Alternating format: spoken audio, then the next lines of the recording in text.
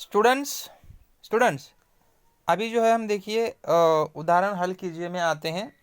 उसमें आसान से सवाल है, आसान से सवाल को जो है हम लोग हल कर लेते हैं। देखिए कि एक सवाल वहाँ पे दिया गया है कि एक पिंड देखिए प्रारंभ में 3 सेकंड में 18 मीटर, मतलब एक पिंड है मान लो। तो पिंड क्या है पता है कि उसको वो 18 मीटर जाता है। पहले शुरुआत में 18 मीटर जाता है, कितने सेकंड में? 3 सेकंड में। फिर उसके बाद में देखिए उसी 3 सेकंड में क्या होता है पता है, वो 22 मीटर जाता है। और फिर अंतिम के 3 सेकंड में देखिए वो 14 मीटर जाता है। तो उसका औसत वेग कितना होगा वो वहां पे पूछा है। देखिए समय, वहां पे जो गेंद है ना, गेंद की वहां पे 3 बातें बताई गई। गेंद के वेग के बारे में वहां पे 3 बातें बताई चुकी है कि जो कि सेकंड सबके लिए सेम है। यानी कि जो आगे सरकता है ना मीटर के हिसाब से, उसके लिए उसको 3 सेकंड ही लग रहा है। एक बार, दो बार, 3 बार, वो 3 बार गया है तो 3 बार जाने के लिए उसको कितना समय लगा? 3 सेकंड ही लगा। लेकिन देखो जो दूरी है ना, दूरी में फर्क है। पहले 3 सेकंड में क्या हुआ पता है, वो 18 मीटर गया। फिर दूसरे 3 सेकंड में देखिए वो क्या हो गया, 22 मीटर चला गया। और अंतिम के 3 सेकंड में क्या हो गया पता है, वो 14 मीटर चला गया। तो वहां पे पूछा गया कि उसका औसत वेग कितना होगा, वो वहां पे क्या किया गया है, पूछा गया है। तो औसत वेग के लिए देखो वहां पे क्या किया जाता है। पहले तो देखिए यहाँ पे विस्थापन बराबर देखिए यस या डी, दोनों में से आप कोई भी एक लिख सकते हैं। और उसके बाद में जो कि समय है, ठीक है, तो समय और ये वहाँ पे है। तो वहाँ पे आपको क्या बोला है कि वेग ज्ञात करने के लिए बोला है, यानी कि वेग का सूत्र वहाँ पे आपको लगा। सबसे पहले तो दिया क्या है वो हम लिखेंगे। अभी देखो यहाँ पे S1 S2 S3 ये 3 क्यों लिया है मैंने, क्योंकि उसका विस्थापन, उसकी जो दूरी 3 बार बताई गई ना, कहाँ से कहाँ तक गया, वो 3 बार चला गया। तो 3 बार का वहाँ पे आपको लिखना पड़ेगा। तो देखिए S1 का देखिए पहले 18 मीटर है, S2 का 22 मीटर है, और S3 का कितना है, 14 मीटर है। और फिर समय भी देखिए 3 बार है, तो T1 T2 और T3 रहेगा। सबके तीनों के लिए देखो से समय जो है क्या है, वो समान है। 3 सेकंड, 3 सेकंड और 3 सेकंड, तीनों के लिए वो समय वहाँ पे कैसे है, समान है। तो इसलिए देखिए वहाँ पे क्या होगा कि वेग बराबर तय की गई दूरी बटे समय।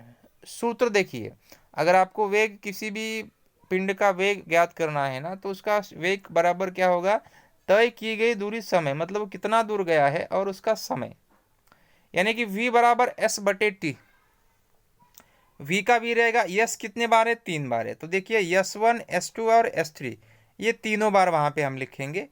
फिर उसके बाद में देखिए है T1 T2 और T3, ये तीनों बार वहां पे आपको लिखना रहेगा।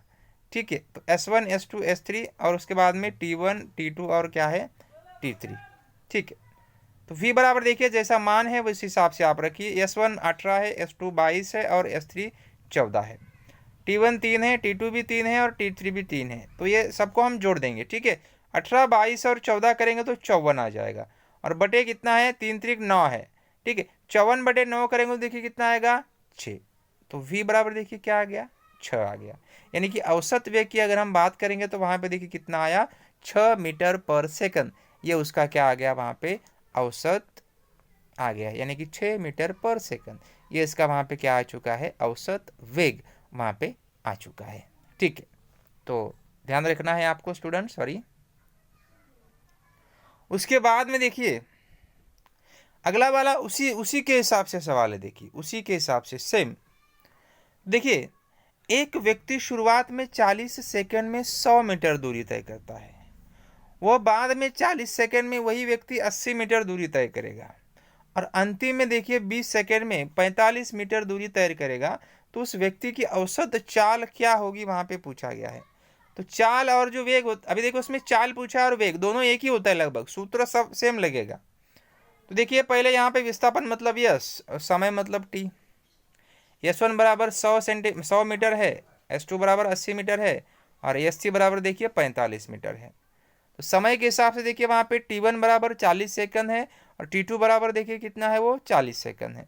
और T3 बराबर देखिए वहाँ पे क्या हो जाएगा, 20 सेकंड हो जाएगा। तो देखिए वहाँ पे औसत चाल बराबर तय की गई दूरी बटे समय, यानी कि v बराबर s बटे टी, उसका ये क्या हो गया, सूत्र हो गया है।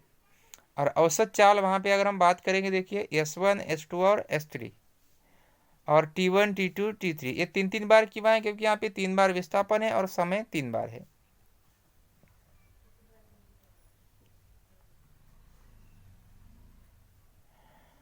तो औसत चाल देखिए वहाँ पे S1 100 है, S2 80 है, S3 कितना है 45 है। और नीचे देखिए वहाँ पे समय जो है देखिए पहला 40 है, दूसरा 40 है और तीसरा 20 है।